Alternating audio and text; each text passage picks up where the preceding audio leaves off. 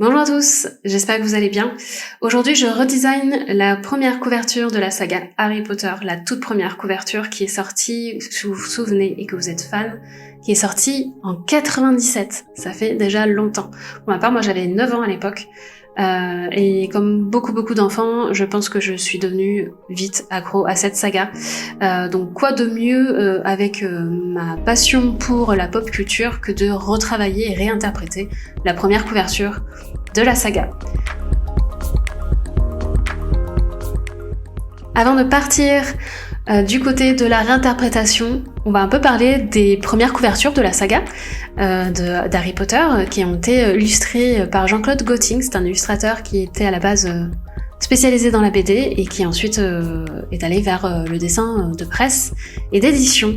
Donc c'est lui qui a fait l'ensemble des couvertures des tomes de la première sortie en tout cas de la saga qui a été sortie, si je ne me trompe pas, je l'ai ici, par Folio Junior. Les couvertures, je vais vous les faire défiler, de Jean-Claude Gotting sont très expressives et je pense que ce qui a plu à l'époque auprès des enfants, c'est que avec ce côté expressif, ce très texturé, ça ressemble pas mal finalement aussi à un trait qui rappelle le trait enfantin. Et moi j'aime beaucoup ce genre d'illustration, ce genre de composition, parce que c'est très vibrant, c'est humain et c'est ça qui apporte de la vie finalement. Donc voilà, j'avais envie de réinterpréter ces couvertures, mais petit disclaimer, franchement moi j'adore déjà les premières. C'était juste pour me faire un petit challenge et voir ce que je pouvais faire moi à mon tour en termes d'illustration, puis ensuite de composition sur la mise en page de la couverture, parce que j'ai vraiment poussé jusqu'au bout le challenge. Donc je vais vous montrer tout ça, je vais certainement vous commenter le tout en voix off, et puis après on va regarder tout ça sur des mock-ups de couverture de bouquins, comme si c'était sorti pour de vrai. La première partie, donc c'est les croquis et les recherches de composition. J'ai voulu m'inspirer de la scène du chapeau magique, qui je trouve est très représentative du monde d'Harry Potter. On suit Harry Potter arriver à Poudlard et il va sous ce chapeau qui va lui donner l'école dans laquelle il va passer toute sa scolarité. Et donc du coup je trouve que c'est très fort pour ce monde magique d'avoir cet objet-là qui est vivant. Et pour moi ça a été même petite très déterminant en fait dans le monde Harry Potter pour moi.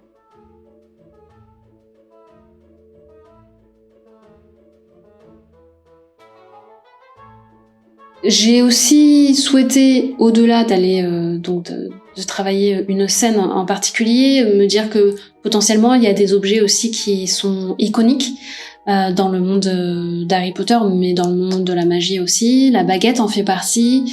Ce que je trouve fort dans ce roman et dans cette saga, c'est que chaque objet de sorcier qui va représenter le sorcier représente sa personnalité, et ça c'est ce que j'adore en fait. Et je pense que c'est ce qui a plu, ce qui a fait son succès aussi, c'est de mettre en avant la personnalité de chaque élève finalement. Et puis dans un troisième temps, je me suis dit, qu'est-ce qui aussi est représentatif du monde d'Harry Potter ? Bien sûr c'est Poudlard.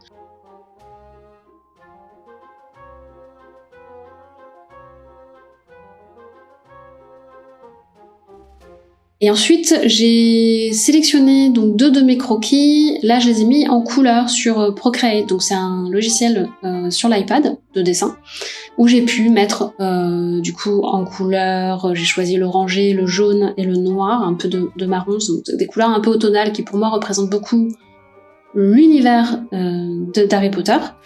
En général, on regarde les films ou on lit les livres à cette époque-là, automne-Noël. Donc pour moi, c'était des couleurs qui me semblaient logiques. Voici mes 3 propositions. Mes 3 propositions, c'est 2 propositions d'illustration, avec une que j'ai retravaillée avec un peu plus de contraste, un peu plus fort, parce que pour moi, celle-ci dont vous voyez à l'écran, où j'ai voulu mettre un peu plus de noir, parce que Harry Potter, c'est très épique. Il y a des aventures, mais il y a aussi du côté un peu dark.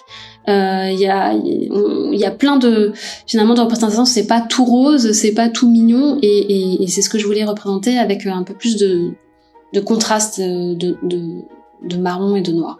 J'ai fait une autre composition où c'est plus, je ressens un peu plus le côté adolescent en fait, d'Harry Potter, donc peut-être que c'est pas celle qui correspond le mieux, en tout cas pour le tome 1. Je vous fais un petit résultat en mock-up, c'est-à-dire comme si le livre était sorti avec ma couverture.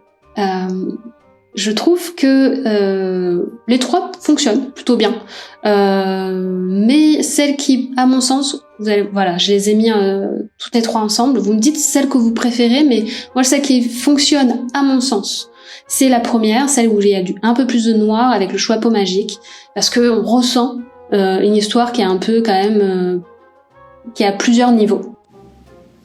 Et voilà, c'est fini pour aujourd'hui. J'espère que vous aurez apprécié ma réinterprétation de la première couverture d'Harry Potter. Et moi, je vous dis à très très vite pour une prochaine vidéo.